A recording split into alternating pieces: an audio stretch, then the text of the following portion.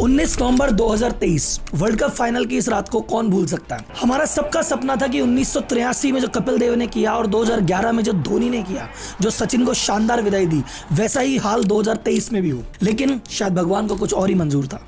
हर बड़ा छोटा बच्चा बूढ़ा आप मैं सब उदास है और ये गम सालों तक हमें सताएगा। लेकिन आज एक बहुत बढ़िया चीज आपको मैं बताने वाला हूँ। उस दिन शायद हम क्रिकेट का एक मैच जरूर हार गए हों, लेकिन क्रिकेट की दुनिया में हमने ऐसा मैच जीत लिया है कि हमें आने वाले कई वर्षों तक कोई हरा नहीं पाएगा। 83 से लेकर 2023 में क्या फर्क आया आपको कुछ घटनाओं से समझते हैं। 1983 में जो वर्ल्ड कप जीता था कपिल देव जी ने, उस टीम को सम्मान देने के लिए, गिफ्ट देने के लिए भारतीय क्रिकेट बोर्ड के पास कोई पैसा नहीं था। उनके पैसे जुटाने के लिए हमारी स्वर कोकिला लता मंगेशकर जी को एक कॉन्सर्ट ऑर्गेनाइज करना पड़ा था और उसके पैसों से जाके उनका सम्मान हो पाया था। 1983 में इंग्लैंड क्रिकेट बोर्ड ने भारत को 2 एक्स्ट्रा टिकट देने से मना कर दिया था और आज 2023 में भारत करोड़ों रुपए के टिकट बेच रहा है। एक मैच की टिकट 1-1 लाख की जा रही है तो भी लोग ले रहे हैं। और बीसीसीआई जहां खड़ा है उसमें धीरूभाई अंबानी को बहुत बड़ा आता है। अब फिर बोलेंगे राहुल जी यहाँ पे भी आप मोटा भाई को लिया। नहीं सर, ये मोटा भाई के पिताजी आए यहाँ पे और वो आते हैं तो काम बड़े होते हैं। बीसीसीआई करोड़ों रुपए कमाता है पर टैक्स नहीं देता है। क्यों? बीसीसीआई 1983 में इतना गरीब क्यों था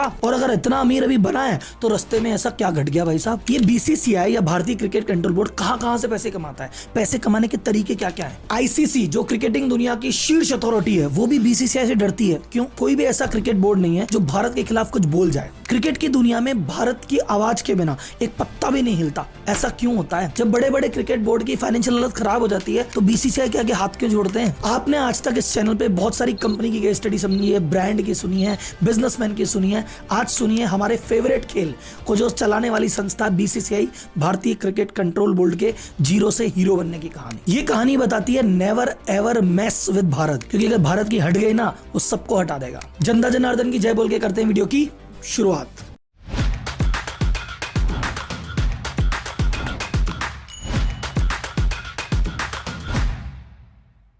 वीडियो अपन बनाएंगे 4 पार्ट में। पहला पार्ट 1983 से चालू हुआ कि इतना गरीब क्यों था। दूसरा पार्ट हम में अमीरी आई कैसे, धीरे धीरे हम कैसे मजबूत बने। तीसरे पार्ट में अपन चर्चा करेंगे कि कैसे बीसीसीआई अलग अलग सोर्सेस से पैसा कमाता है, इसकी कमाई का जरिया क्या है। एंड लास्ट में चौथा कि बाकी बोर्ड और आईसीसीआई में इनको हरा के और क्रिकेट की दुनिया में एक छत्र राज्य कैसे स्थापित किया और इसके कई एग्जाम्पल आपको बताऊंगा। तो कहानी शुरुआत करते हैं 1983 के वर्ल्ड कप से। 1983 के वर्ल्ड कप में बीसीसीआई, भारतीय क्रिकेट कंट्रोल बोर्ड की क्या हालत थी। फाइनल हो रहा था इंडिया और वेस्ट इंडीज के बीच में। किसी ने नहीं सोचा था कि यार ये दोनों टीमें फाइनल में पहुंचेगी। ये वेस्ट इंडीज का तो फिर भी पता था पर इंडिया पहुंचेगी किसी को नहीं पता था। मैच हो रहा था इंग्लैंड में, तो अगर इंग्लैंड में मैच हो रहा है और इंग्लैंड की टीम ही फाइनल में नहीं है तो स्टेडियम लगभग खाली सा पड़ा है। उसी समय इंडिया के एक यूनियन मिनिस्टर सिद्धार्थ शंकर रे किसी विजिट से, ऑफिशियल विजिट से लंदन आए हुए थे। तो उन्होंने कहा मैं और मेरी पत्नी जाके अपनी भारतीय टीम फाइनल में आई है, मैच देखे आते हैं। उन्होंने बीसीसीआई प्रेसिडेंट को फोन किया कि यार 2 एक्स्ट्रा टिकट अरेंज करा दो, स्टेडियम तो खाली पड़ा है।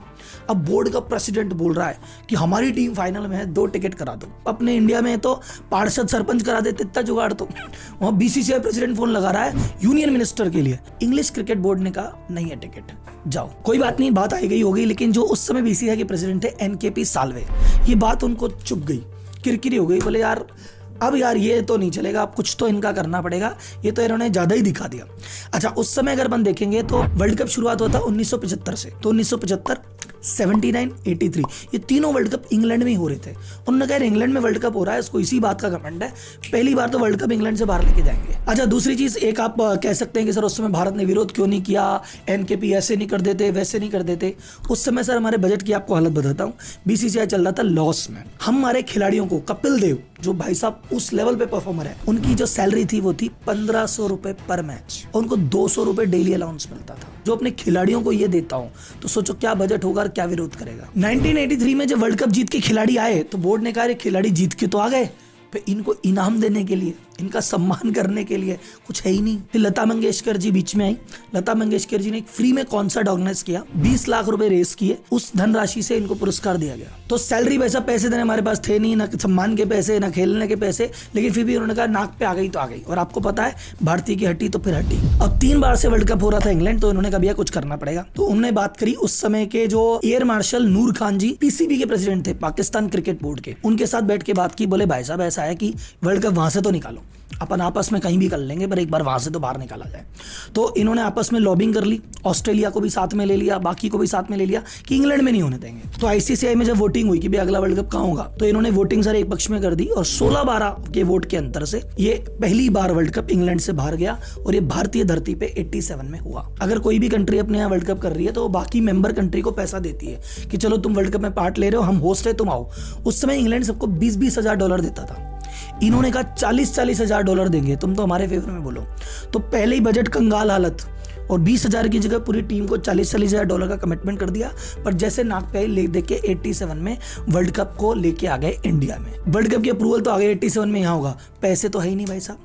इनको 40-40 हजार डॉलर देने एक टीम को, फिर मैच की व्यवस्था करनी है, ट्रेवलिंग की व्यवस्था करनी है, फूड की करनी है, होटल की करनी है, करे तो करे क्या, जाए तो जाए कहाँ। इस पूरे वर्ल्ड कप के आयोजन के लिए उस समय इनको पैसे की आवश्यकता थी 20 करोड़ रुपए की। और स्पॉन्सरशिप की जब बात गई तो स्पॉन्सरशिप से टोटल आए 38 लाख रुपए।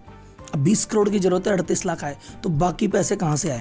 तो प्रेसिडेंट साहब गए, उन्होंने गवर्नमेंट से हेल्प मांगी। उस समय राजीव गांधी जी ने लगभग 4 करोड़ रुपए की इनको सहायता की, लेकिन 4 करोड़ से भी होना कुछ नहीं था। फिर फाइनली आपको पता है कि जब ऐसी कोई भी स्थिति होती है, बिजनेसमैन ही है जिसके पास आप जा सकते हो और वो फंड की व्यवस्था कर सकता है। और उस समय भारत के सबसे बड़े बिजनेसमैन और इन चीजों में आगे बढ़ने वाले थे एक ही हमारे मोटा भाई के पापा जी। तो धीरूभाई अंबानी जी एंटर हुए, उन्होंने उस समय 6 करोड़ रुपए दिए और कहा और कोई सुविधा है तो मुझे बताना।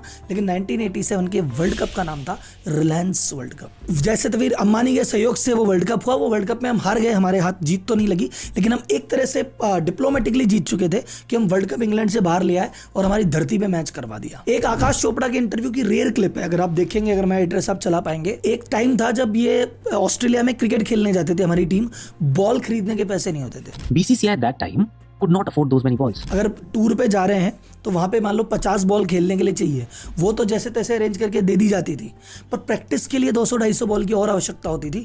वो नॉर्मल बॉलर से प्रैक्टिस करनी पड़ती थी, उस बॉल से प्रैक्टिस करने तक के पैसे नहीं थे हमारे पास। अब ये तो हालत हुई कि कितने हम गरीब थे और कैसे हमने जुगाड़ कर करके जैसे तैसे हम पहुंचे यहां तक। अब हम राइज कैसे किए उस पर आते हैं। उस समय पे देखा जाए तो ब्रॉडकास्टिंग राइट पे दूरदर्शन की मोनोपोली थी। दूरदर्शन ने कहा जो भी ब्रॉडकास्ट होगा हम ही ब्रॉडकास्ट करेंगे, और बीसीसीआई को बेचारे को ज्यादा पता नहीं था।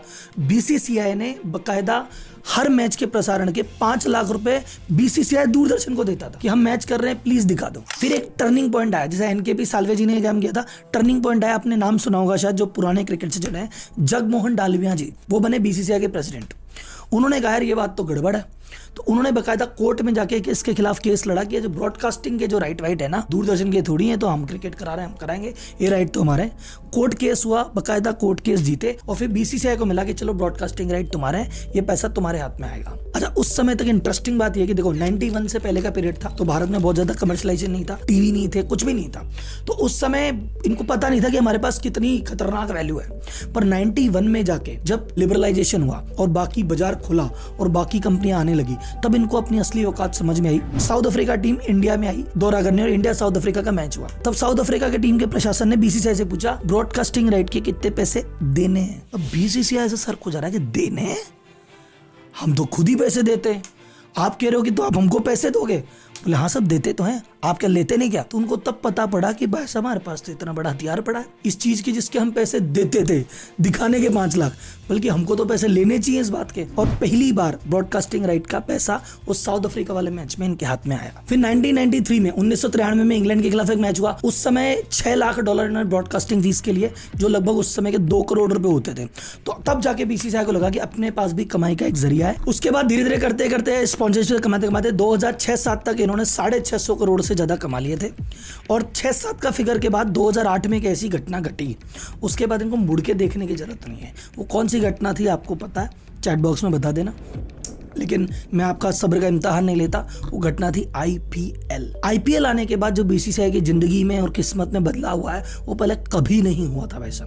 अब आईपीएल को चाहे कोई लाख गाली दे या कुछ भी करे, लेकिन आईपीएल बीसीसीआई के लिए तो चमकता सितारा है, इसी ने इसको बेताज बादशाह बनाया है। अब आता चैप्टर 3, सबसे मोस्ट इंपॉर्टेंट चीज। यहाँ पे अगर आप गेम को समझ गए तो फिर आपको 4 भी इजी हो जाएगा। कैसे कैसे कमाते हैं उसके तरीके सुन लेते हैं। सबसे पहला तरीका होता है ब्रॉडकास्टिंग राइट बेच के पैसे कमाना। ब्रॉडकास्टिंग राइट का मतलब होता है कि भैया किस चैनल को या किस OTT प्लेटफॉर्म को राइट है इस मैच का प्रसारण करने का। तो BCCI ब्रॉडकास्टिंग राइट बेचता है एक कंपनी को, एक प्लेटफॉर्म को, जो उसका प्रसारण करेगी, और वो प्रसारण करने वाली कंपनी ऐड खरीदती है। BCCI को हमेशा ज्यादा पैसे मिलते हैं बाकी किसी बोर्ड के कंपैरिजन में, क्योंकि सबको पता है कि जिस मैच में इंडिया खेलेगी वहां पे 5-10 करोड़ लोगों की व्यूइंग आना नॉर्मल बात है, और जहां 5-10 करोड़ लोग मैच देख रहे होंगे वहां पे कंपनियां बड़े बड़े एडवर्टाइजमेंट के पैसे देगी। जो भी आपने IPL के दौरान देखा कि यार 10 सेकंड के ऐड के 19 लाख रुपए रेट चल रही थी, फाइनल की रेट 10 सेकंड की 25 लाख रुपए तक चली जाती है। इंडिया पाकिस्तान मैच होता है उसकी 10 सेकंड की रेट 30 लाख तक चली जाती है। तो ये कैसे जाती है कि उनको पता है इतने लोग देखने वाले हैं,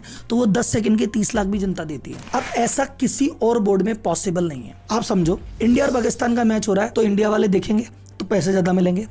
अगर मैच हो रहा है पाकिस्तान और बांग्लादेश का तो देखने वाली संख्या इतनी सी रहेगी, तो जो उस मैच को ब्रॉडकास्ट करेगा बहुत सस्ते रेट में बेचेगा। BCCI का जो सीक्रेट ब्रह्मास्त्र है वो ये है, हमारे भारत की क्रिकेट लविंग जनता यानी आप यानी मैं, कि अपन लोग जब तक मैच देखते रहेंगे BCCI के पास पैसे आते रहेंगे। और इसी चक्कर में जब किसी भी बोर्ड की हालत खस्ता हो जाती है, मान लो ऑस्ट्रेलिया बोर्ड है जिसके रहा भैया पैसे ही नहीं बचे, नुकसान हो रहा है, मोटे पैसे कमाने, कैसे कमाए, बोले यार इंडिया से मैच कर लो, इंडिया से 5 मैच की सीरीज कर लेंगे, उसके बहुत मोटे ब्रॉडकास्टिंग राइट बिकेंगे, उसमें से भैया आधा हमको मिलेगा, हमारी फाइनेंशियल हालत सुधर जाएगी। ऑस्ट्रेलिया की हालत खराब है, वो कह रहा है मैं श्रीलंका से मैच कर लेता हूँ, तो वो श्रीलंका से मैच कर लेगा तो क्या ही तो राइट बिकेंगे, क्या ही पैसे मिलेंगे। तो एवरीवन, हर बोर्ड इंटरेस्टेड है कि यार इंडिया से मैच हो जाए तो मजा आ जाए। तो BCCI हमारा ब्रॉडकास्टिंग राइट्स है, उस पर बहुत सारे वीडियो अपन ने बना रखे हैं, जाके गूगल करके देख सकते हैं। दूसरा कमाता है टिकट की सेल से। अब सबसे ज्यादा बड़े बड़े स्टेडियम हमारे पास, सबसे नंबर ऑफ स्टेडियम भी ज्यादा हमारे पास, कैपेसिटी भी ज्यादा हमारे पास, और सबसे ज्यादा हाउसफुल भी हमारे ही होते हैं, तो सबसे ज्यादा पैसा BCCI इसमें भी कमाता है। उसके अलावा टाइटल स्पॉन्सर से कमाते हैं, किट स्पॉन्सर से कमाते हैं, वो बाउंड्री पे जो लिखा हुआ भैया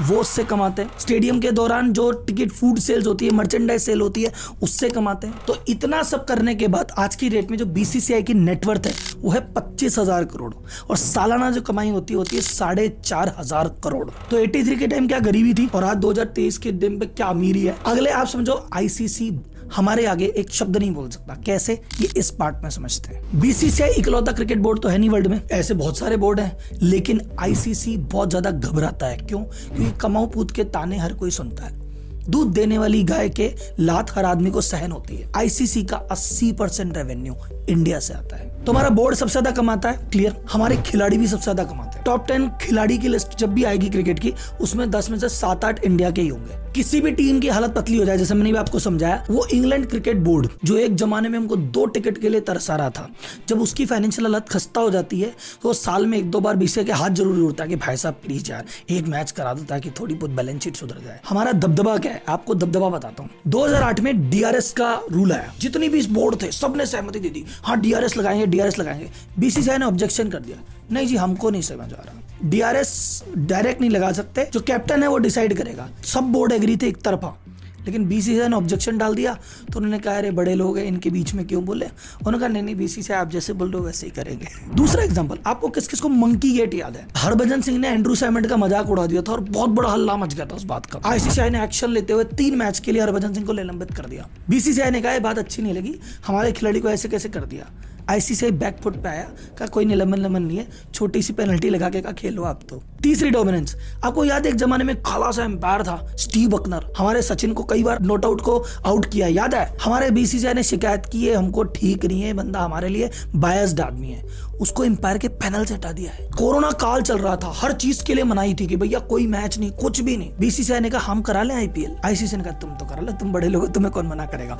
और जब IPL होता है उस समय ICC कोई बड़ा टूर्नामेंट रखता ही नहीं है, हमारे अलग से विंडो दे रखी है कि 2 महीने माई बाप आपके, हम 10 महीने में कर लेंगे हमारा जो कुछ करना है। यह है डोमिनेंस। ये दबदबा हमको अब मिल रहा है जब हम मेंस क्रिकेट में राजा हैं, और अब धीरे धीरे अगर आप देख रहे हैं पिछले 2-3 सालों से वुमेन्स क्रिकेट को भी धीरे धीरे BCCI मजबूत कर रहा है, और अगर वहां भी धीरे धीरे हम राजा हो गए तो अगले 20-25 साल तक तो मेंस क्रिकेट ही इतना डोमिनेंट है कि कुछ होने नहीं देगा, और वुमेन्स भी आ गया ना तो अगले 50 साल तक क्रिकेट में जो हमने कह दिया ना वही चलेगा, हमारा खोटा सिक्का भी चलेगा। मैच की जो हार का गम है देखो वो तो कभी जाएगा ही नहीं, वो तो अभी भी सपने में आ जाता है कि यार उस दिन कुछ और हो जाता है, 1 विकेट और ले लेता, लेकिन कोई नहीं सर, जब जब वो गम आए ये स्टोरी याद रखना कि एक मैच हारे जीते उसमें क्या है, क्रिकेट तो हमने वैसे ही जीत लिया है। अरे जाते जाते एक बात तो मैं भूल गया, एक आंसर जो आपको मैंने शुरुआत में अप्रोच किया था, बीसीसीआई टैक्स क्यों नहीं देता? बीसीसीआई एज अ ट्रस्ट बना था कि भैया हम तो एक ट्रस्ट है जो क्रिकेट को प्रमोट करेगी, तो एज अ ट्रस्ट बना हुआ था और आज भी इसका लीगल स्टेटस ट्रस्ट ही है।